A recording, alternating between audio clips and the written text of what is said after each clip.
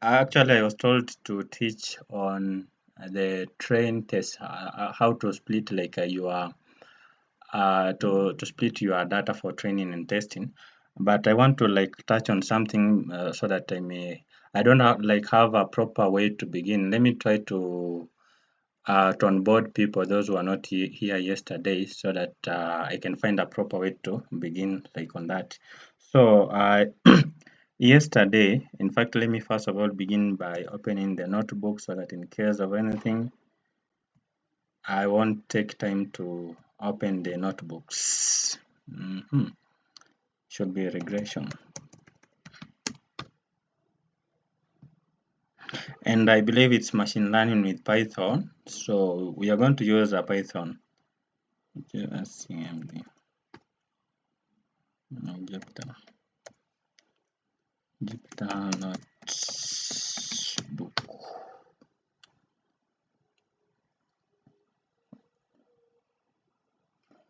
I'm not going to repeat what we discussed yesterday, but I want to reiterate on few things that we mentioned yesterday so that I can find a proper way to begin on that train test, t-test. So basically, as we discussed yesterday, Lauren told us that machine learning is a subset of artificial intelligence.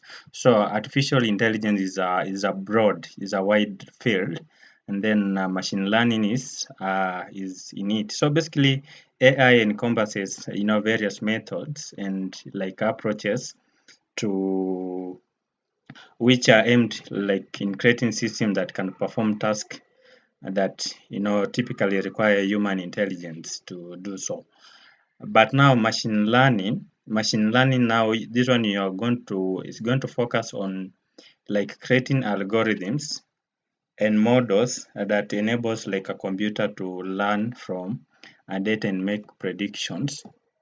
Now, like for example, let me just use an example. Let's say we were assuming that we are in a physical class, and then you want to identify if someone is a male or a female, and then they are in the stage. So I think the one of the feature you can use, for example, you are creating a column. One of the feature you can use, for example, is to can be something like a beard, and then another one is like six packs, and then at the hips, and then what else? Six packs perhaps, and the voice. And then so these factors are going to determine like if the character is a male or a boy. So that column or that thing that we are going to conclude, you are going to jump into conclusion on. That is like the dependent variable or are the response variable, and then these are the ones, these factors. For example, someone is has a bass, the voice is bass, and then they have beard, then they don't have hips, and then they which other feature did I say? So those factors. So you're going to use those things like in classification. Though we have also regression, I'm going to talk about that. And then you're going to use these features to determine either if it's a male or a female. And then the other one you can say, for example, they have hips, they have good voice. Though we have some people who usually have like they are girls, but they have a strong voice. And then you can also use things like hips in case they have hips. So you're going to use these factors to determine like if it's a male or a female. So on us, for us, we can know easily. In fact, when you just look at someone, you can easily know that it's a male or a female. But now in computer, you're going to give it the data. And for example, if you give it many information about that character, because sometimes you can find that, for example, someone is a male but they don't have like the bass or the tenor voice, and then or perhaps someone they don't have the beard, or maybe it's a girl but they have beard. I've seen someone like that.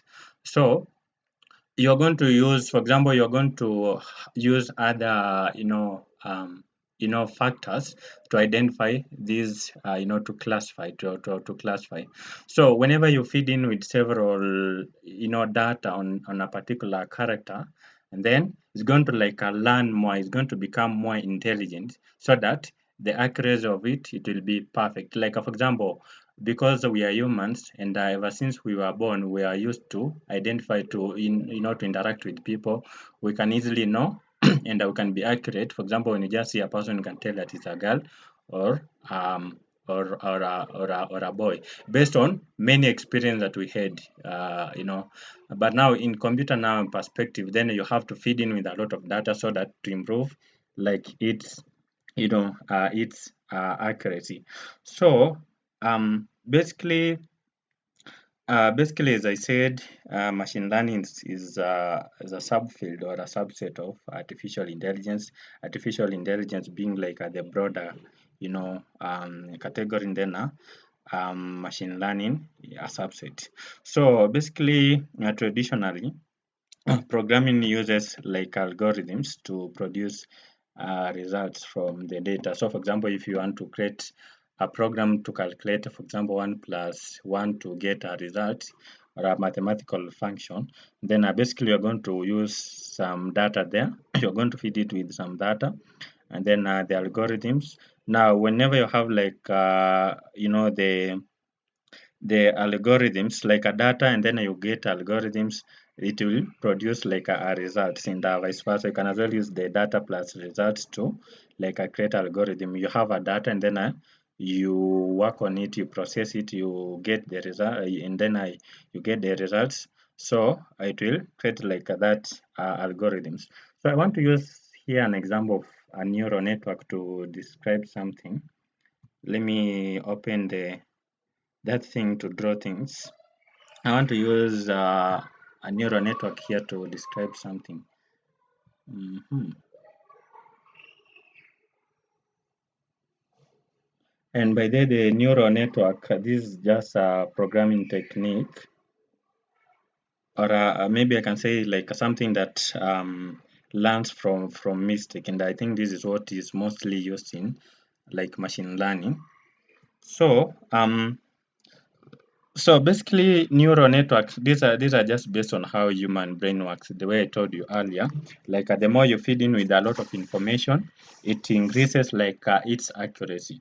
But now in the neural network, for example, when you feed it with a lot of information, and when the neurons are trying to like solve a problem, like to solve a problem over and over again, like several times, then it strengthens like the connection that leads to its success or its accuracy, and then it will diminish the connection that leads to failure. Let me try to draw for you a symbol, neural network. I'm not good at drawing. Let me try to draw. So this is a simple neural network. Let me try to find a oh yeah, let me use a circle. I think circle is fine. Let me draw a circle here, and then let me just draw. Mhm. So this is the first layer. I'm going to draw here a simple one, and then I shall talk also about complex, because we have deep neural network, and then I will have this neural network, this simple neural network. I'm going to describe everything in a few. Actually, I'm doing this like at on board to like make you, because I don't know, I don't understand like how to jump to something without like giving some basics on this, or like at the backgrounds. So let me just try to draw some neural network here. I'm drawing the perceptrons. Mhm. So just give me some time, and then so this should be somewhere here. Mhm. And then at the last one, the output now here. So let me just draw here. Guys, I'm not good at drawing these what? These notes, and these are, mouse.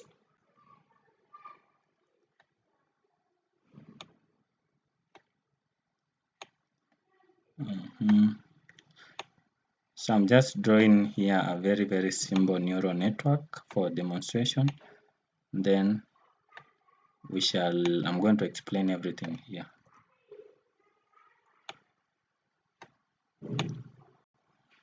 You need to understand how machine learning works so that you may know. So this is just a simple neural network, and this circle.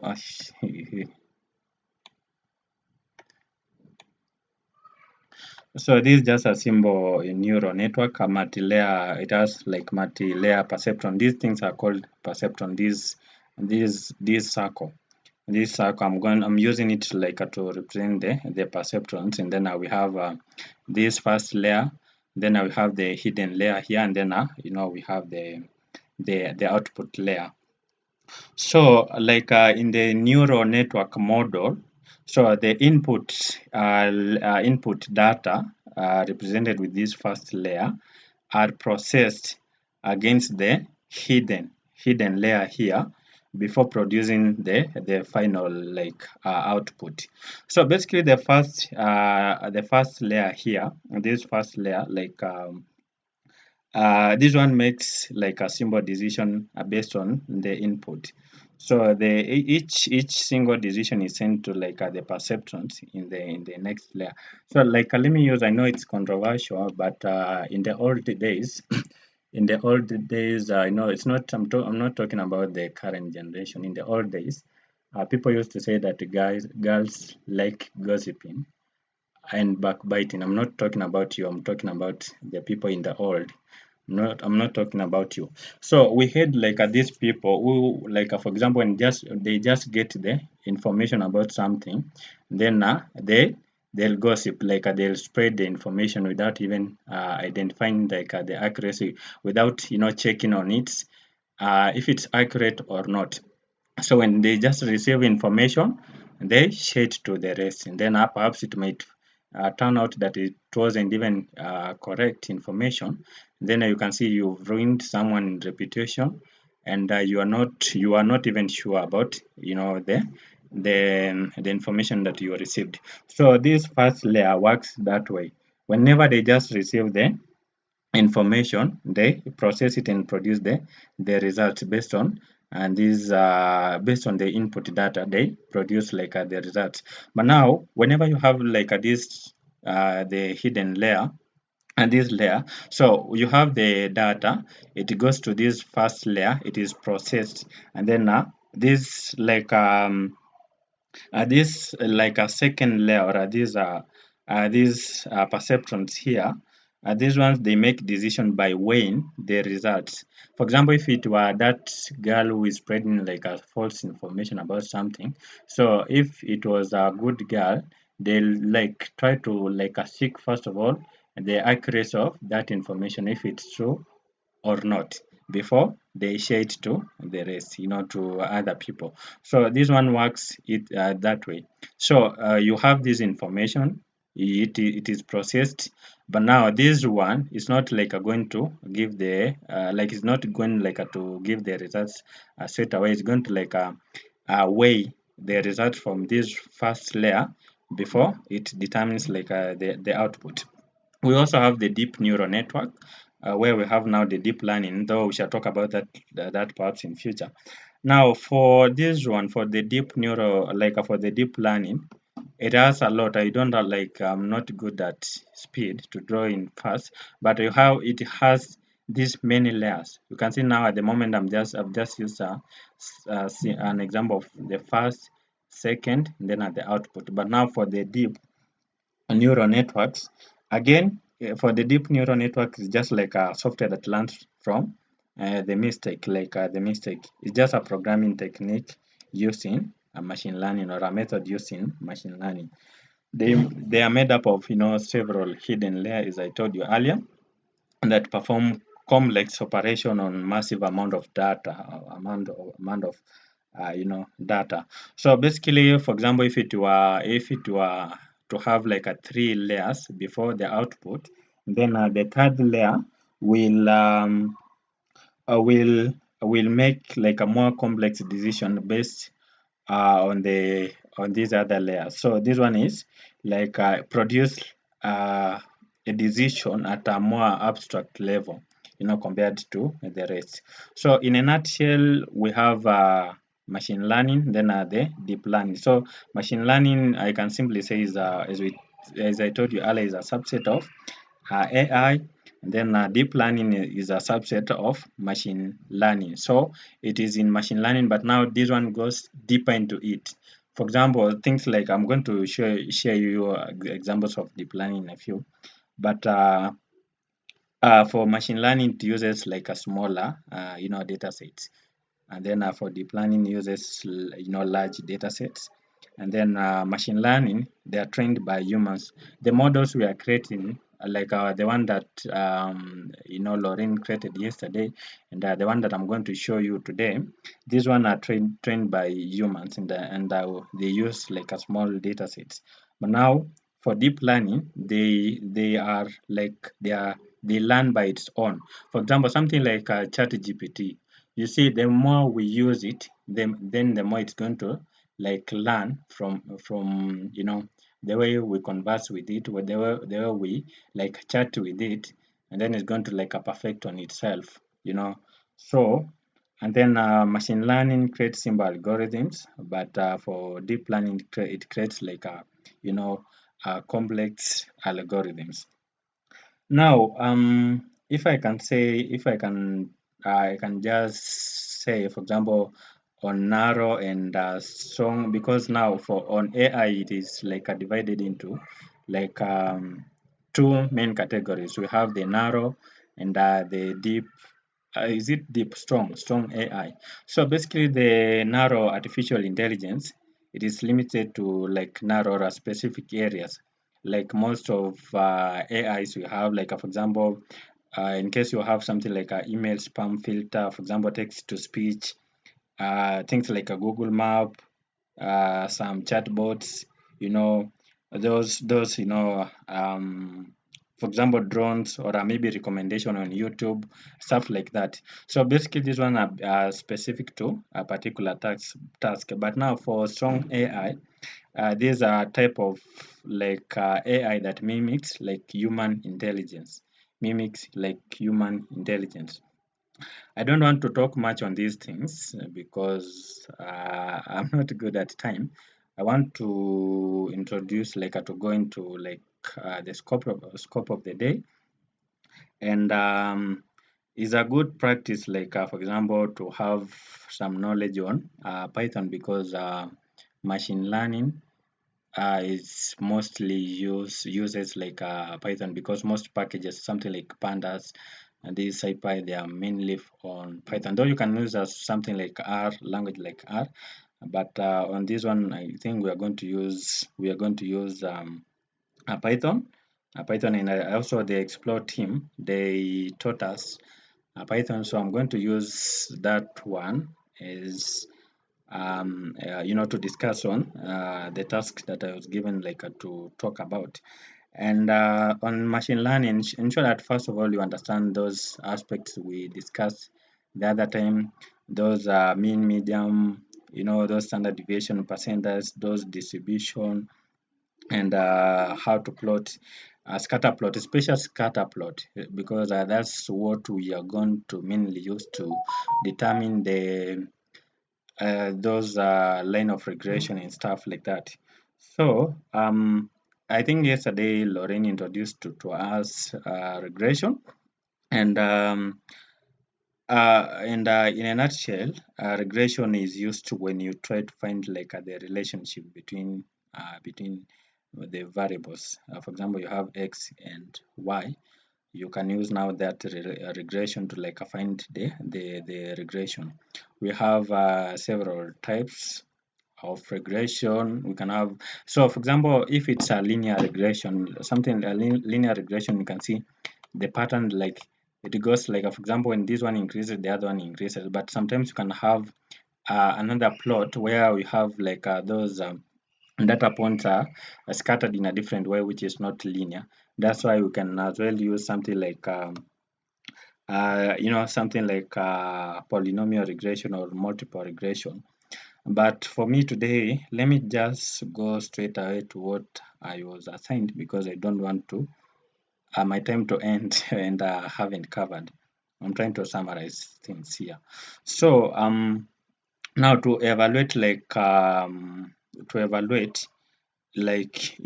model accuracy, and then you can split.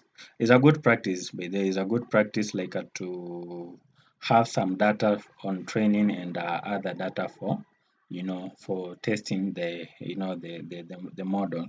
So train test is a method to measure the accuracy of your model. Excuse me, Emma. Yes, yes, Ibrahim had prepared some data set. yes, Maybe yes, once you're done introducing the topic for the day, yes, yes. you can liaise or allow him to also share the data set he had prepared. Oh, by the way, because even for me, I don't have the data sets. Can I give him just an opportunity to present? By the way, I'll just prepare very well, and then I'll teach maybe in a better way, because I was going to use and then the random data from NumPy. But if he has a data set, then I think it's best for me. I think I'll just prepare myself very well, and then I'll teach it in the future perhaps. Can we just give him an opportunity to present to us what he had, and then for me, I think I'll try to get some data and then I use it in the future perhaps. Is it in order?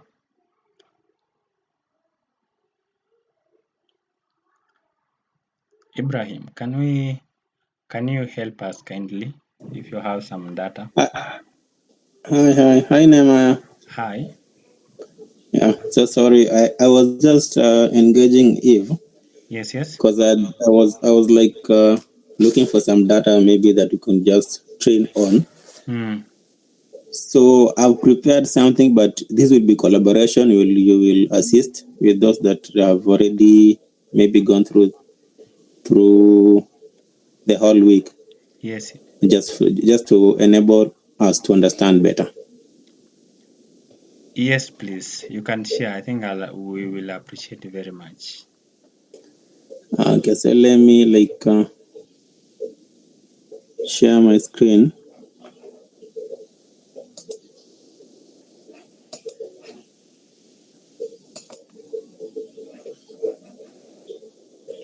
You guys are able to see my screen?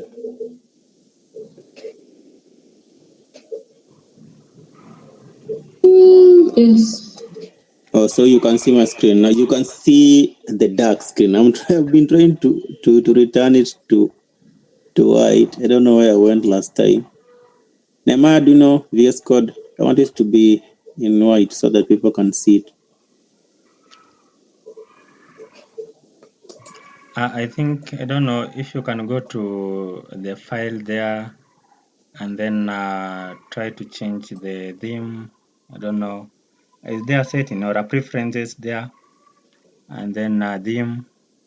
Oh, theme. Yeah. Color.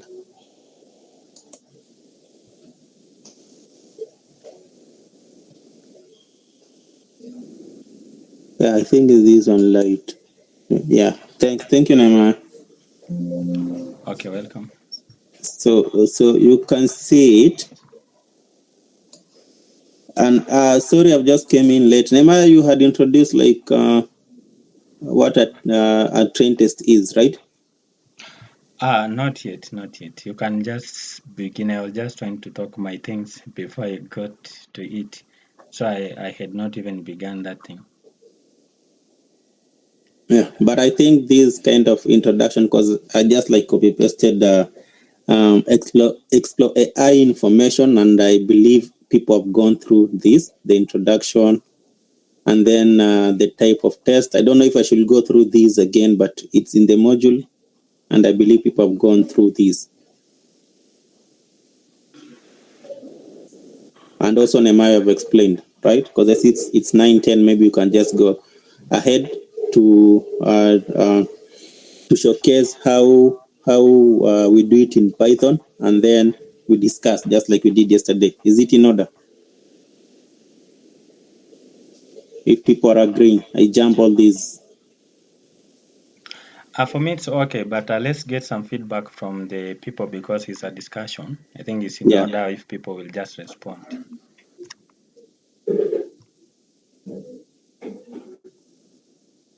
Is it in order, everyone? I go ahead. It's okay, Graham. Okay, fine. So we will start here. The train test split in Python, and I was like just trying to copy the exercise that it's in the module in Explore AI on Athena. So the learning objective that they had given us is that by the end of the train, you are supposed to be able to create separate train and test sets for both the predictor and the response variables, and then train a model on the training data, and then assess and compare the model's performance on both the training and the testing data set. So I was just trying to do my things and just try and copy. So I have like some data set here known as housing, and it has several columns, and one of the columns that we'll be working on is the total underscore rooms, which is the independent variable, and the corresponding population variable, which is the dependent variable. So population, sorry, I think I've misplaced. This one is supposed to be, let me just not to misguide you. Population is supposed to be the independent because the number of rooms will depend on the population. So the number of rooms here will be the dependent variable, total rooms. So they will depend with how many people we have. Sorry for that, guys. Let me remove this statement. I was working on another data set that did not work out. That's why I got in late. I've just tried like to go through this one and see if it worked out, and I think it has worked out. So we will discuss about this one. So the first thing is to import the libraries and the data and the data set. So before we go on, let me share that data set in the group because somebody might want to also work on that data set. So for a minute, let me share that data set in the group.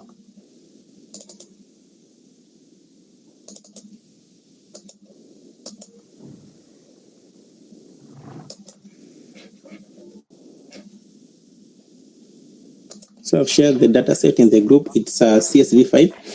So the first thing, the way that we were like told in Explore AI is to import libraries. So these are the codes to import the libraries. We have the NumPy, we have the pandas, we have the matplotlib. From Skyline, we need to import the model underscore selection, and then we are importing the train underscore test split because this is the one that we're going to be using, and also the linear regression here, as you can see, and then the metrics, all of these from Skyline. So once you do that and you have imported all the modules or the packages, then we can load the data. The data is by the name housing.csv. I've shared in the WhatsApp group, so you can follow along if you so wish.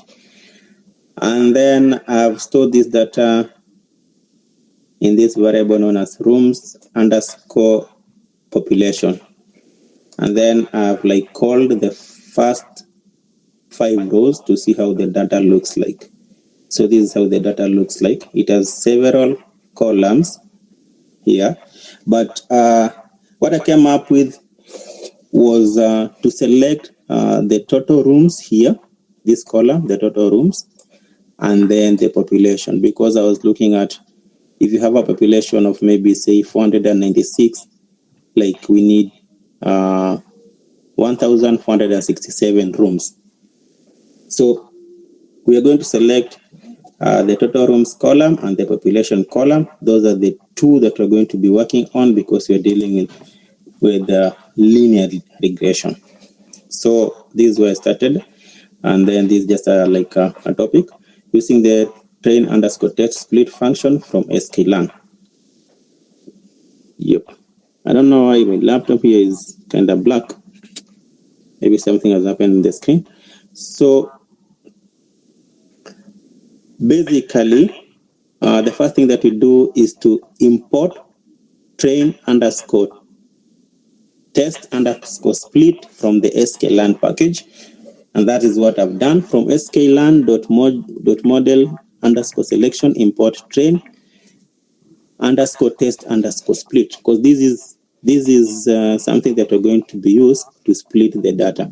And from the narrations, I think the best way to split the data from the Explore explained, it's 80-50, whereby the 80% of the data will be used for training the model, and then 20% will be used for testing.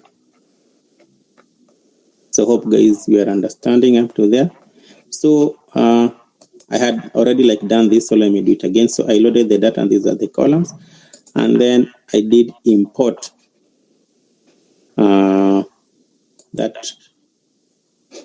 module or package here to separate the data.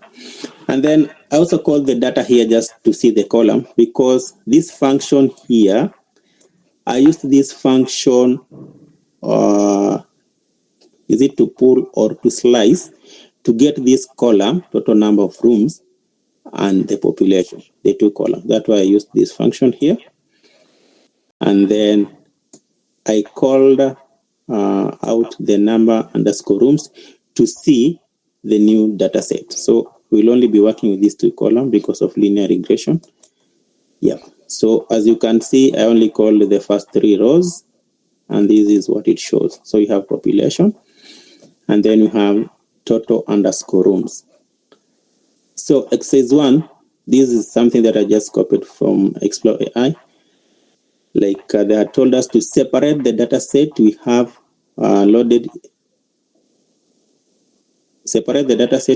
loaded into X and Y, the response variable. So Y is our response variable and X is our feature variable. So like we will train the data on the X variable, so that Y being our response variable, X is the independent one. So anything that happens on X will now influence Y. So the first thing is to split the data set into the response Y and the features X. And this is the example that Explore AI gave us. So I followed along and did the same thing. So in Y, I was storing the total number of rooms, because rooms, they depend on the population size. And then X being our independent variable, I stored now the population. And then I used this formula to drop the column total rooms, so that I only remain with population, as you can see here. So let us run this also. So it's running, you can see it has run.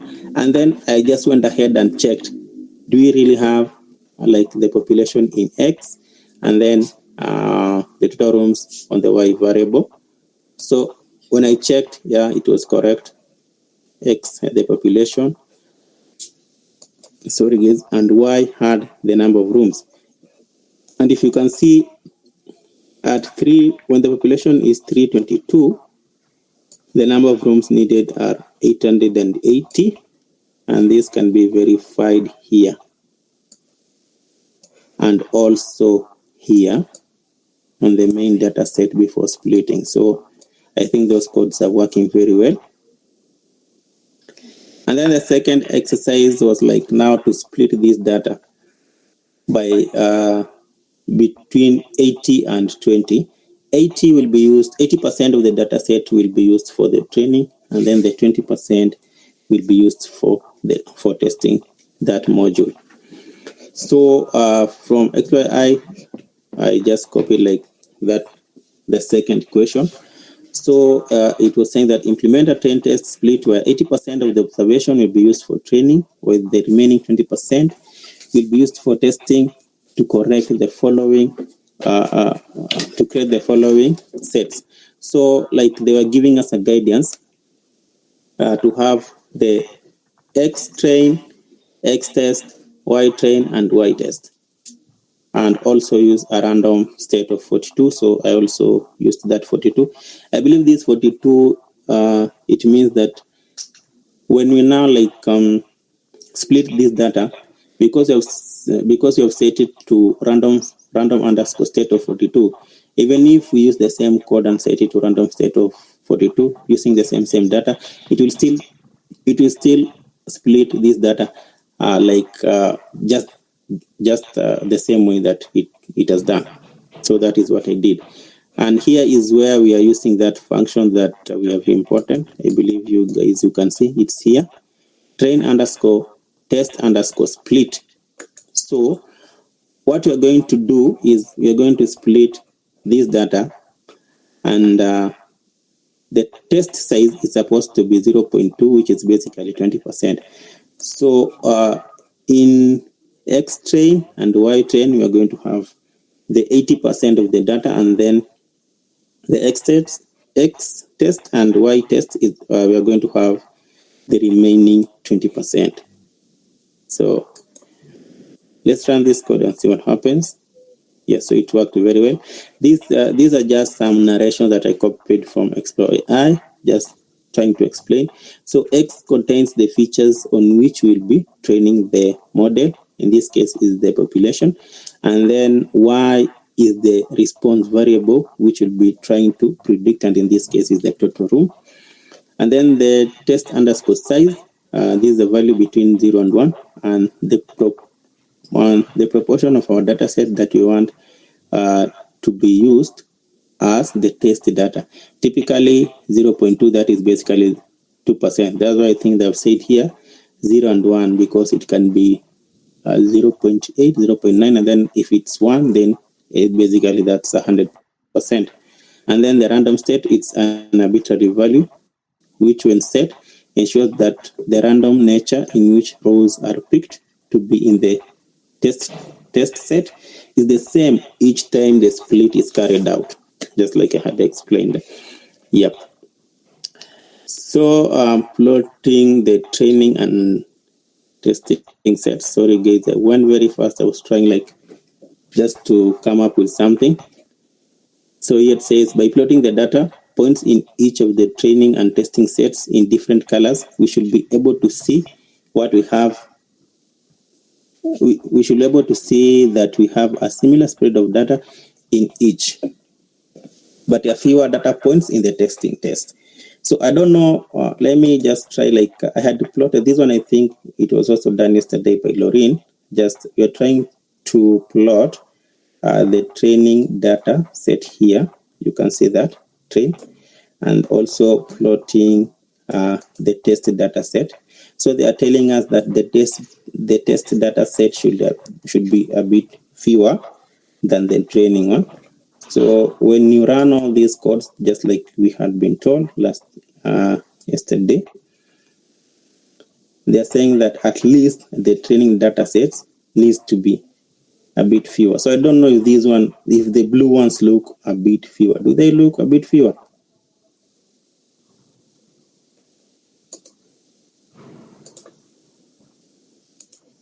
The blue ones, do they look a bit fewer?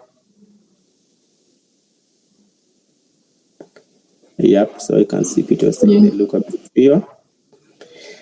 So here it means that we have already split that data, 80% for the training and then 20% for the test.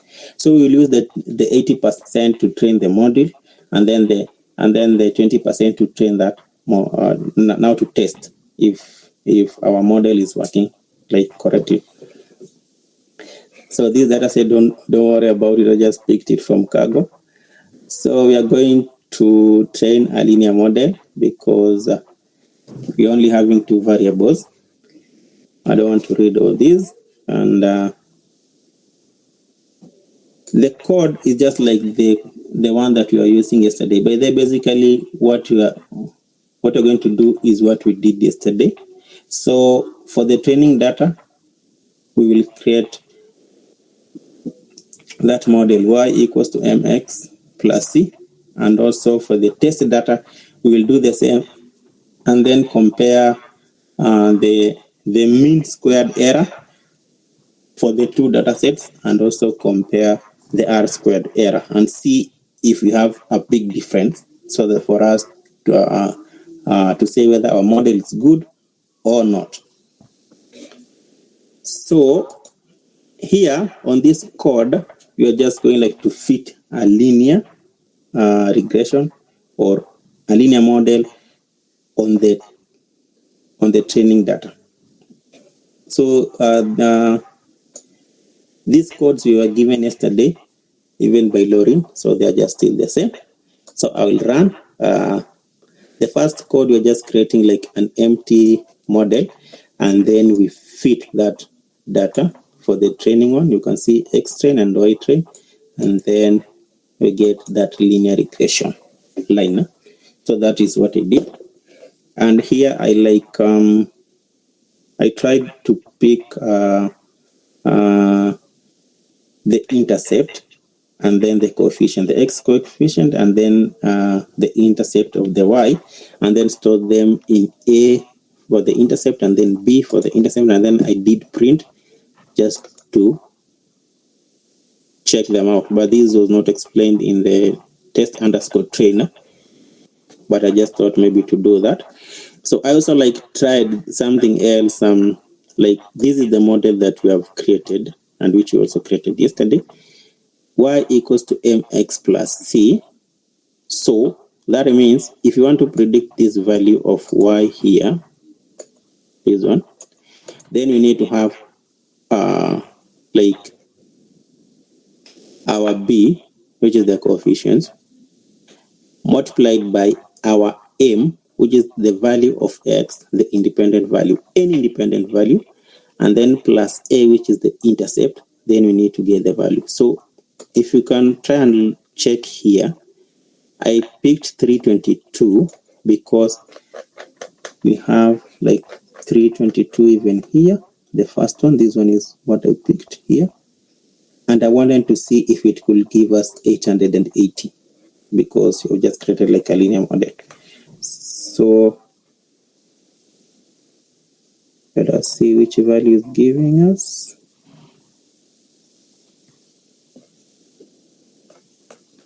But this was not in the in Athena, so don't worry much about it. So when I ran this, it gave me 829. So let us try and with another number here, maybe population is 558, and let's see if it will come close to this number. So 558.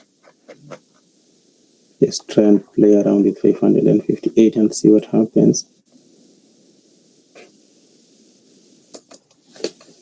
It's something that I remember yesterday Ian was asking Lauren if she had tested it manually.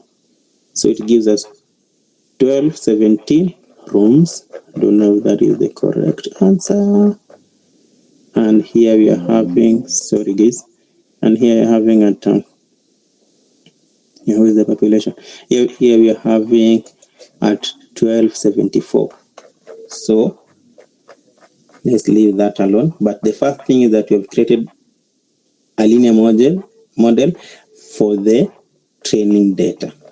That's the first thing that we've done. So we need like to assess the model on the training data. And assessing the model, like I had told you before, we will use the mean squared error, and the R squared error, and also calculate the mean squared error and the R squared error for the test train, and then compare. That is what I understood from what I've read this week. Yep. So the first thing that we are going to do is to generate predicted values of y, and that we will use this function just like we did yesterday, and then we will use the x values on the train to try and predict these values of y. And then we will calculate the matrix. So we're going to calculate the MSC for the training data, but here we are going to use y. And then we are going to calculate the R squared also for the training data. So we are going like to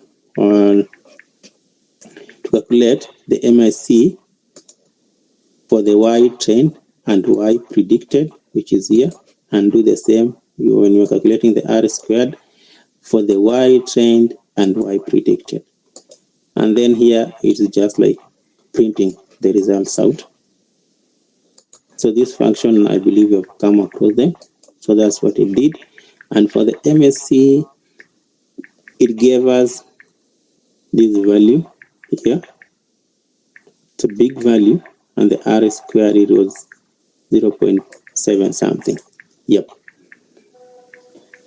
So after now, like assessing the performance on the training data, we do the same to assess the performance on the testing data, like you've seen here, testing data. So it's just like the same thing that we're going to do, but this time we're not going to use the Y train, but we're going to use the Y test. Now, the data that we have hidden from the module, now we want like to calculate the same thing. So it's just the same, but here now we'll get also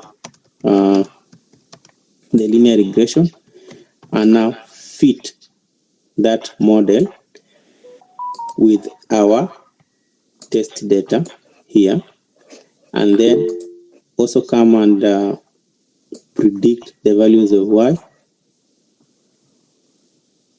using the same training module. And then here we will now like calculate the MSC test. I'm just like giving it different variable names, MSC underscore test, but here now we are using the training data set here and the predicted data set for the test here,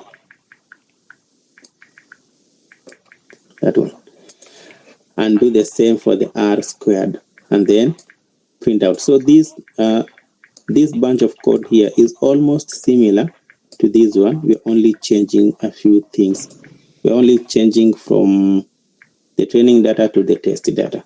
So if you run these, this is what I was able to get: the MSC, the MSE test, and then the R squared. I forgot to write here test, so that will differentiate the two.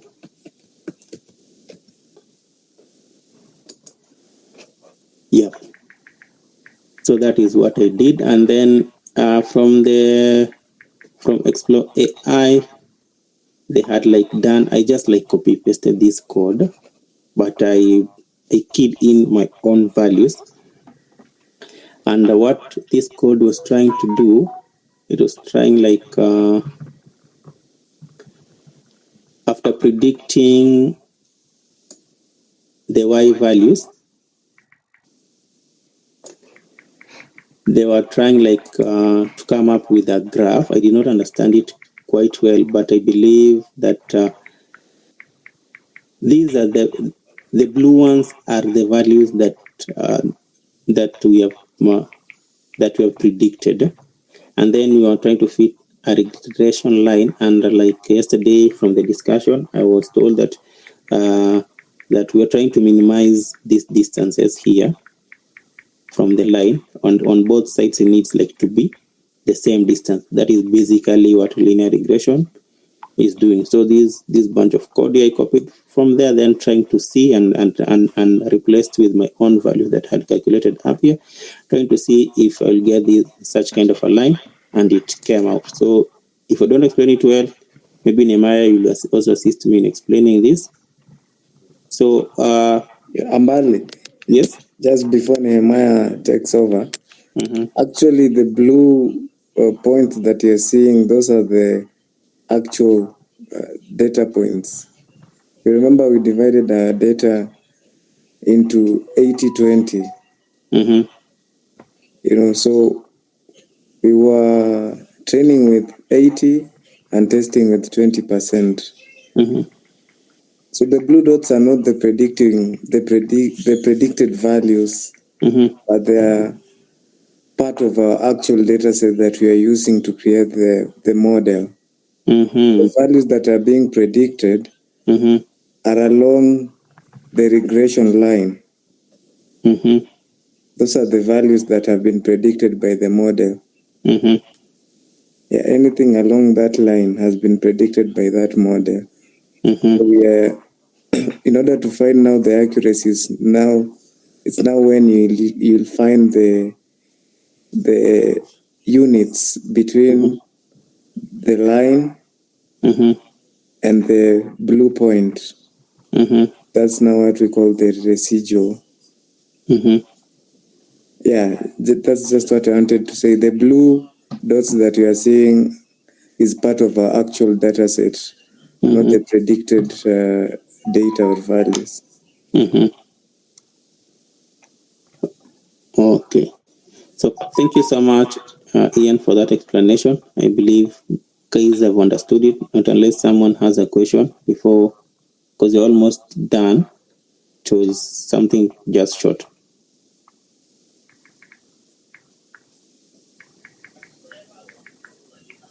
Yeah, but the most important thing maybe I would like to, it might be a bit confusing. Just scroll up.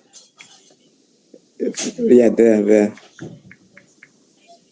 Yeah, in my opinion, I think this is the most important line of code that you should be able to understand. This one and the training lines of code. Otherwise, you trying to, like, not Ibrahim necessarily, but you as a data scientist trying to, fill the values in the linear regression equation y is equals to mx plus c. I think that's the reason why you're having Python that will help you calculate all that in the back end. But the most important thing, like your key takeaway message should be this code that is being displayed here and the training lines of code that Ibrahim has just talked about previously. Yeah, and actually I think the same, you only replace train and test. Yeah. Okay. Thank you so much, Ian, for that information. I've also gotten something from it. So the last thing was just like to compare the MSE for the test and train data set, and I believe Ian would also assist here in explaining, because this code is just like print. So I just printed like the mean squared error for the training and the R squared error, and then the test and the mean squared error and the R squared error for the test data, these two. And these are the values that I do have here.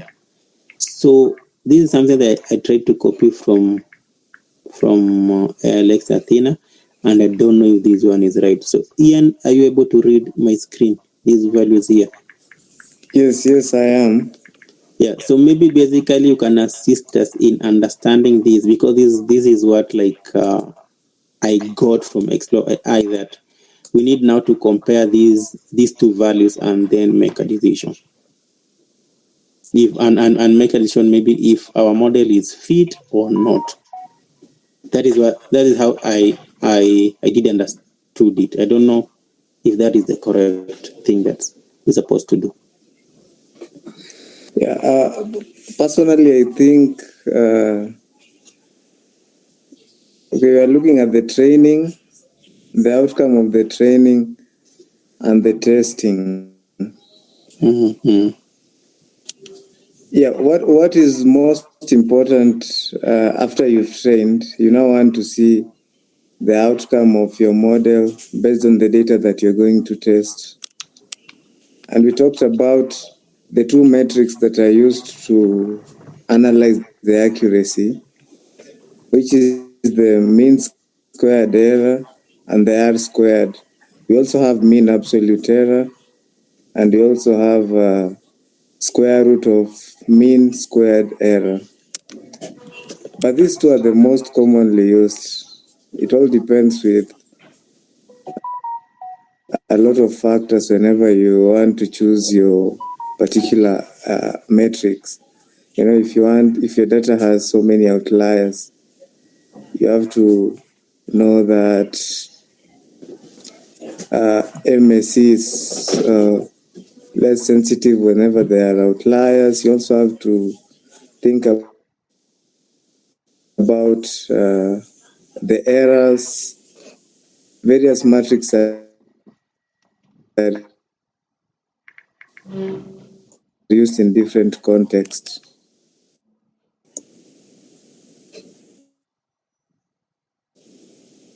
Yeah, but to save on time that we currently have. So if you look at in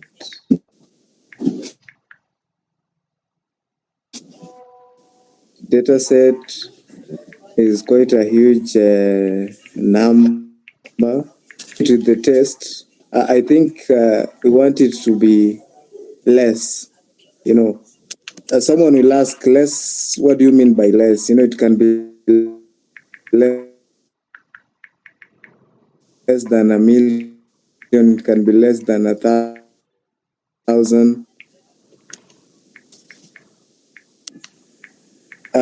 But if MSE is 0, that means that, you know, but if it's high, that means that the model that we are having is not a good model.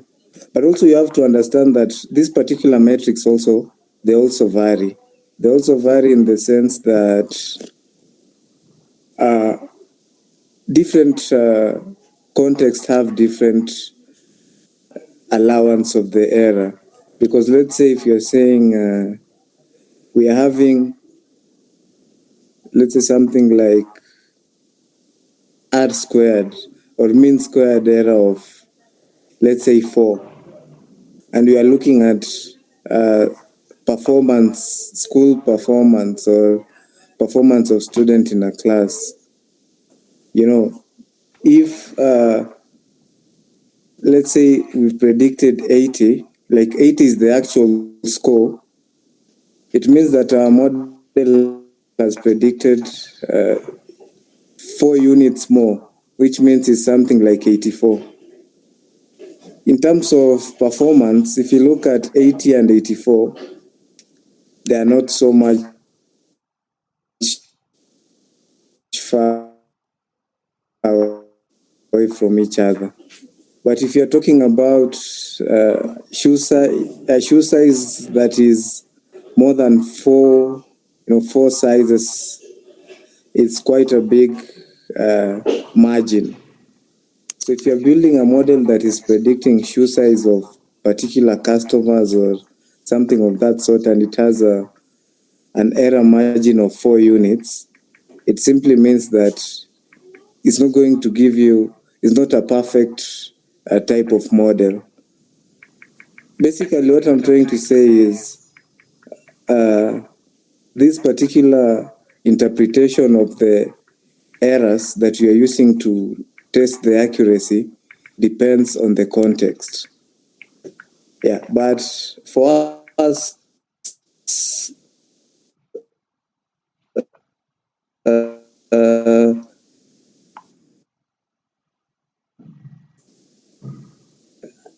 Ibrahim, what are we looking at?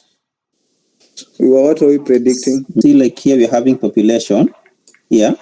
So like population is the independent variable, and then the total number of rooms are the dependent variables. But obviously maybe you could be having, you can see here you have 800, but here you have 7,000. So this data set, I think it's, if you just like tried the whole of it, I've shared it on the WhatsApp group. So just like you've said, Jan, I believe it has so many outliers. Ibrahim, Yes. can you please do data.describe for the total rooms? I want to check something. Okay. Just subset the total rooms, then do the describe.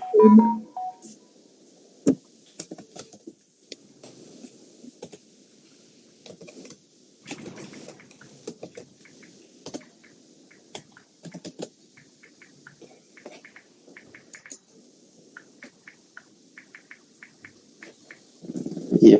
Or you want me to do for the rooms alone? For the one that had like this one alone? I just want to look at the the response variable. So maybe just Or then let me just do it pause. here. Just pause a little. Okay, I can do it. Then let me do it here, right? Yeah.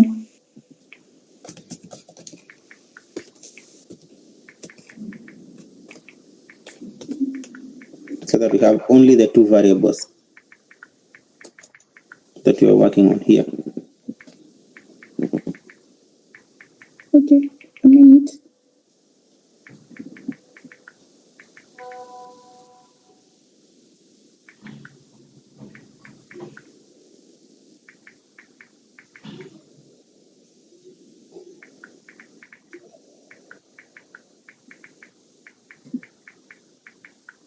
Okay, I have think you can now scroll to the matrix.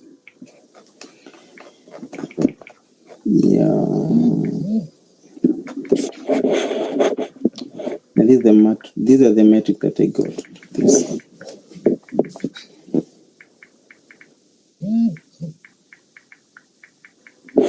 Oh, okay, thank you. Yep. So, Ian, are you still there? Yes, I'm still there. Yeah. So basically, my question to you also, Ian, will be like, okay, after finding these four metrics, what are we supposed to do here? Because I also like, you see these, I've just copied from XYI. So what are we doing here when we compare these two, or like, if these figures were say maybe the mean squared error was actually 0 point something, and here it was also 0 point something. Basically, how are we like to do or to make the decision? That would have been a very good model if it were anything, close to 0 for the mean squared error. But for the R squared, we usually talk about anything close to 1. But for us, you can see that the MSE is way, way big. Yeah. We're talking about 1,318,000, if I'm not wrong. Yeah, so depending on what you are trying to predict, let's say you're trying to predict, maybe you can explain like what was the goal of creating this model? The goal of creating this model, I was trying to look at maybe using the population size to predict the number, the total number of rooms that are needed for that population size. Yeah. So we can say that since you're trying to create a model that will help us to predict whether the total number of rooms and the population, the population was the dependent was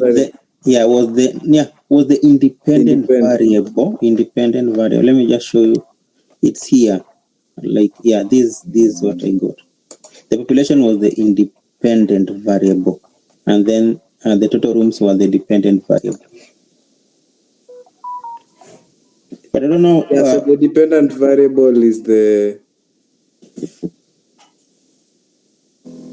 total number of rooms. The total number of rooms. Yeah. So which means that we cannot be able to predict the population using the total number of rooms. Yeah. Yeah, so let's say if you are in the real estate or even in the hotelier industry, and you're trying to see, whether you creating more rooms will make I don't know how I'm going to put it, but we can try and let's say putting it in a hospitality, let's say type of industry, where you're looking at type of rooms and the population. You say that the total number of rooms is the dependent. No, is the independent. Independent. Yeah, maybe, for example, if you have 30 people, how many rooms do you require for these 30 people? If you have 100 people, how many rooms will you require for these 100 people? That is how I was looking at it. Oh, so basically you're trying to say that the population does not necessarily determine the number of rooms that you will want to construct, something like that. I think it's open. Unanichanganyisha, Ian. You're making me like you're confusing me. You're confusing me because basically me, I was looking like the population determines the number of rooms that we need. Yes. Yeah. Yeah, the population determines the number of rooms that we need. Yeah, that is how I viewed it. I get it. Now, the population is the predictor variable. Yeah. Since it's the dependent variable. Population is dependent to the total number of rooms. I don't know. You're confusing me more, Ian. Is it the dependent or the independent? Or what do you mean by dependent? Because I'm not like understanding this. Okay, which one is on the y-axis? Is the total number of rooms. If the total number of rooms is in the y-axis, then it means it's the dependent variable. Yeah. And the population, which is in the x-axis, is the independent variable. Yeah, exactly. In short, what we mean is that the population can do without the rooms. Yeah. Isn't it? Yeah, exactly. And if you look at it, logically speaking, that one doesn't make sense. It's usually the opposite. Oh.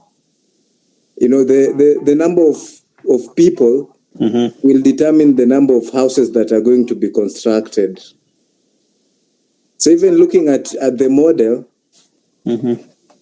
we cannot be able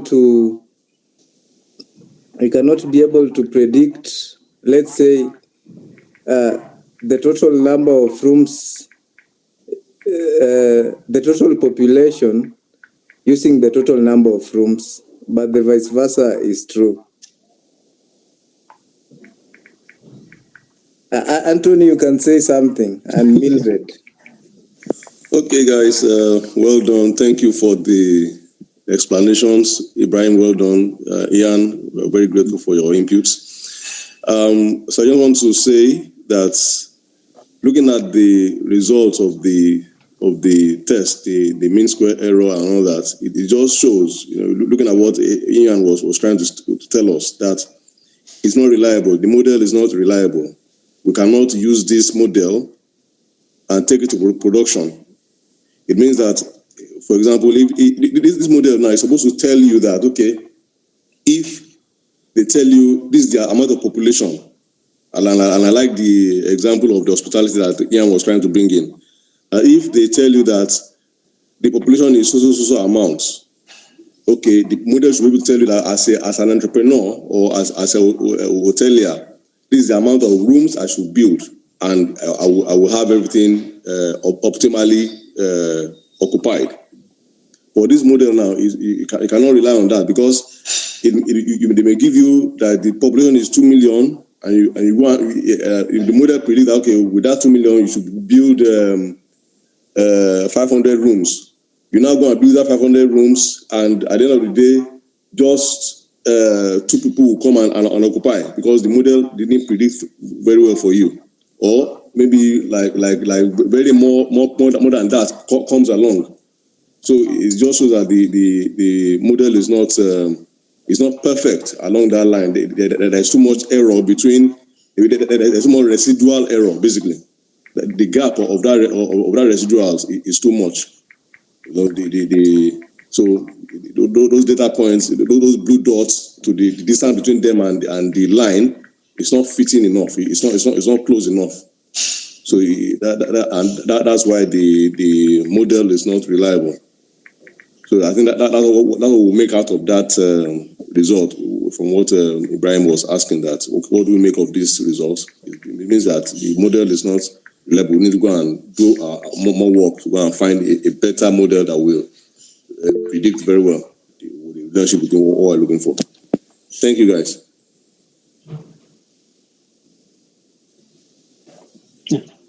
Thank you so much, Anthony.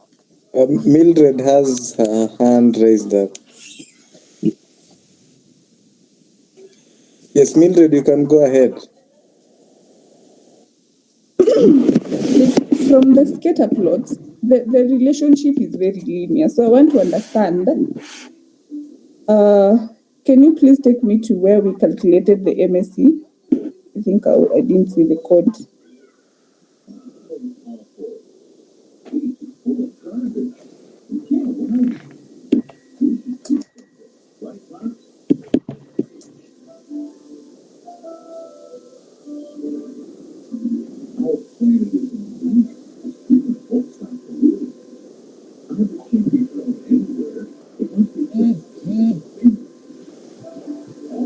Okay, yeah, the calculation is okay. And also think this is for the test.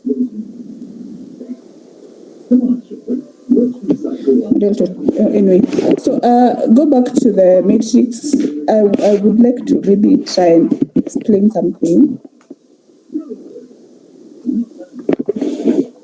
So without considering the high MSE, which you said it's going to give us an error, we're comparing for the training and the test data. If the two metrics are close, that's when you say that your model has done a good job. So for example, yeah, especially, in fact, that is what I wanted to understand. Yeah. So for example, here, if we look at our R squared, I'm using this the way it is. So if we look at our R squared, it's 73. Okay, this one is 73%, and this one is 72%. They are very close to each other, right? Yeah. In fact, it's 73. So that means our model would have performed, as in the model performance is very good if we are comparing in terms of the ability of the model to generalize on unseen data. Mm-hmm. The same way, if I try and look at the mean square error, this one, because it's extremely high, I might not be able to, really tell why we are having all these. But just in case, if they were close, like let's say if this one was 12 and this one was 13, and we're talking about the number of rooms which are 800, the minimum is 800 and the error is 12 and the other one is 13, then that means the model really performed well. That's how you compare the training and the test matrix. Yeah, in fact, that was my next question. That's what I also wanted to ask Ian, because just understanding these because here we are comparing. So when we are comparing, what are we doing? So I think you have answered me, Jabir. Thank you so much.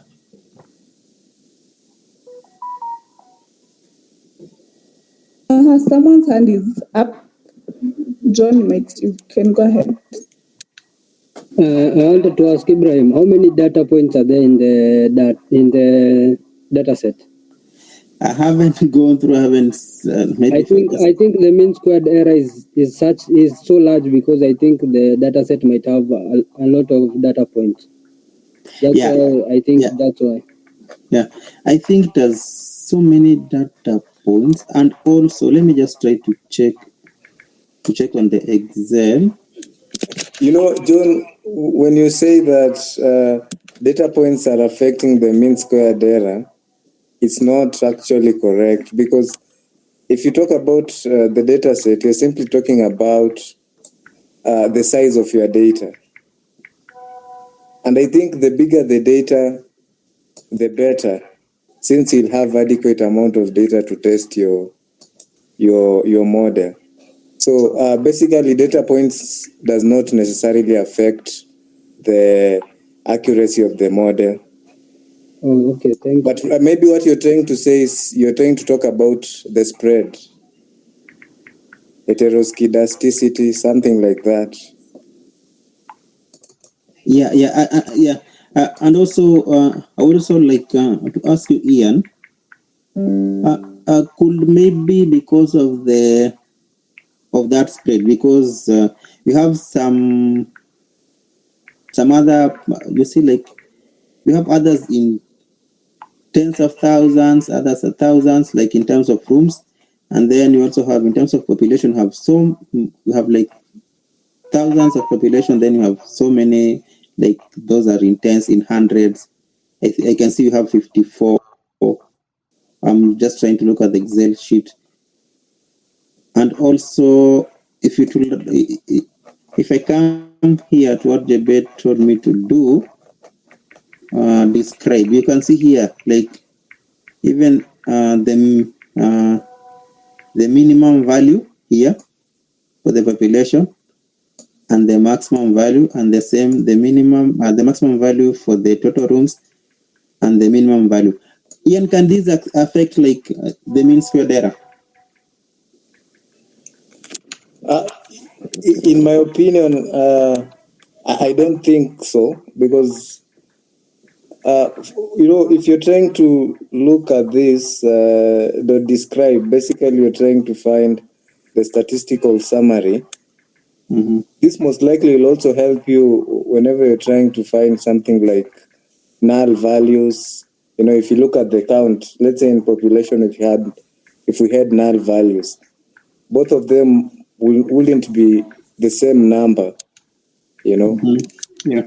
But personally, I don't think there's anything on the statistical summary that is affecting the model. Because if you look at the model, why can't you just scroll down to the scatter plot? Even if you are talking about outliers, we don't have quite a large number of outliers who might affect our model. You see, we have that one at the top there. You see? Yeah. And yeah, we cannot say that. I think the model is just not a good fit. A good fit. It also depends with what you are trying to predict. Mm-hmm. Yeah. Because now, if you look at it in a logical perspective, there's no way the number of rooms will be, the population will be dependent with the number of rooms. I think you're confusing whatever Ibrahim meant, because population is what determines the number of rooms according to his model. Or population determines the number of rooms. Yes. So basically, here I'm also trying to understand: is it the variables that I've picked? That's why the model is not like good, or why? Because I'm trying to understand also that.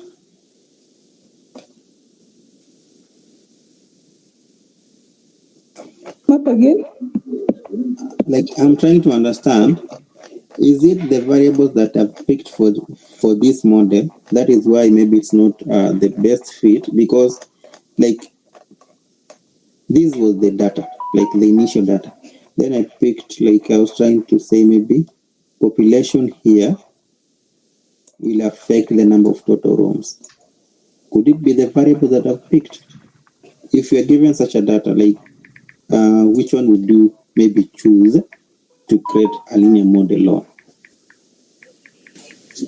Now you'll have to also use other variables, because you might try and see whether, since you've worked on everything, let's say you've done away with outliers who are affecting your model, and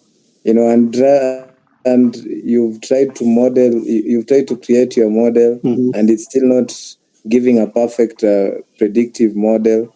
You can still use other variables, or even use multiple regression, as Jebet had suggested, where you are looking at more than one variable, because you just don't put your mind, you just don't have a fixed mind that, you go on trying other variables. Okay. Because in the data that you've just shared, I personally haven't seen any problem. The data was clean. I have not seen any null value. I have not seen any anomaly. If you're talking about outliers, they are not, they are not significant to the extent that they are going to affect our model. Yeah, so definitely we don't also expect a very perfect linear relationship in the real world scenario when you're trying to look at different variables. In my opinion, I just think that and maybe there are other factors that are also bringing about the linear relationship between population and total rooms. Yeah, that is my thinking. But when it comes to the model accuracy, in my opinion, is not fit for the job. Yeah.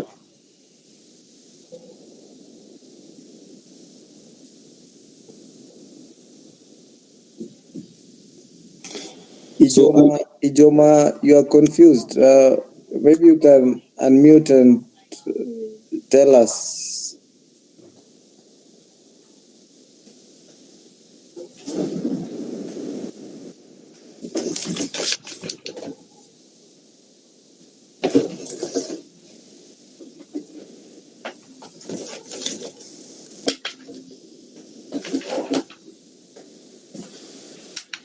So while we're waiting for Ijoma,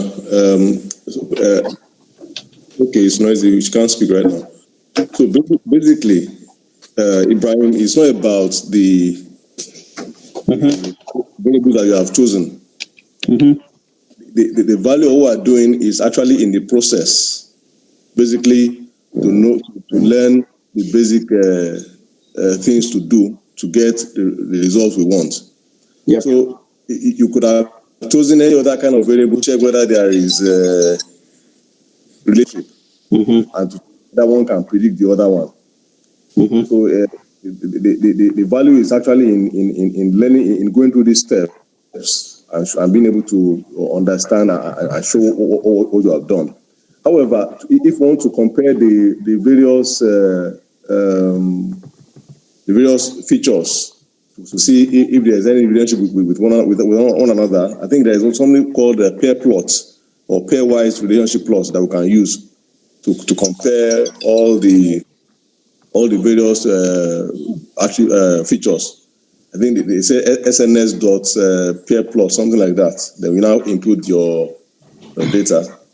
So it's like it can plot like using Seaborn to plot all the various attributes and use scatter plot and so on to check whether there is a relationship.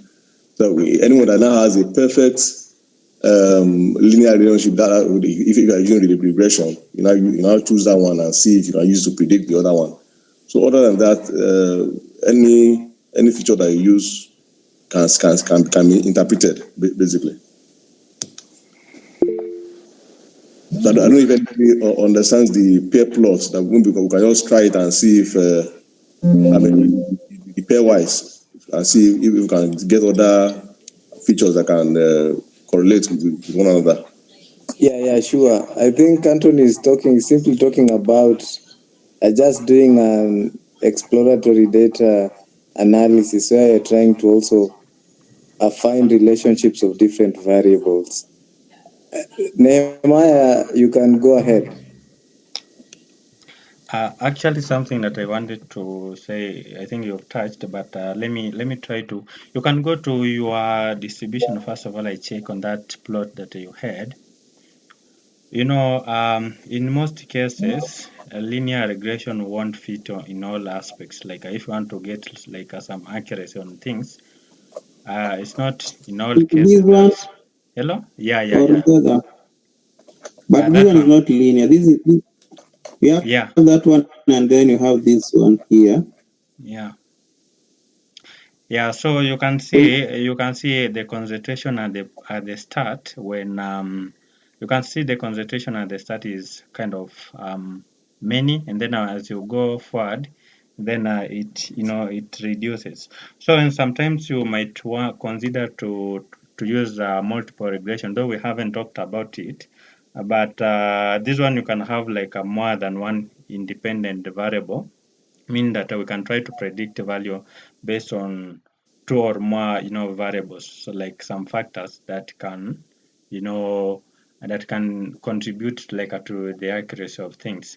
But for example, in this context, for example, if it's not accurate but everything that we've done is correct, then it means that the method we are using is not like the proper one. If you have like the accuracy score which is not good, then we might opt for other method to use. But I can say that everything that we've done here is just perfect. So the accuracy also depends with the type of regression you're using. So it's just fine. I think you had already talked about these things. Thank you.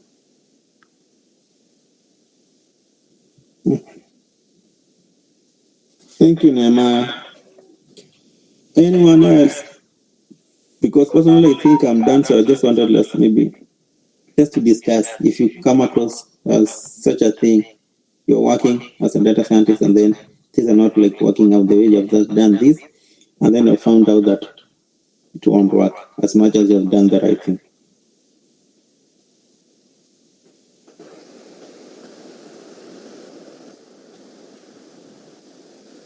So I don't know if anybody else has more information to share, or I return the meeting to Nehemiah and Eve. It's already 10.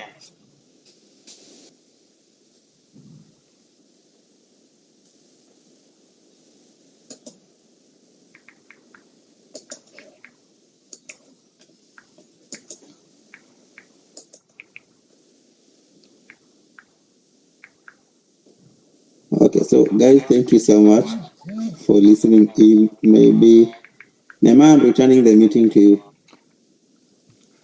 Actually, the moderator is you, but I can say thank you so much for the wonderful presentation. For me, I couldn't even reach there, but you've done a very, very wonderful job.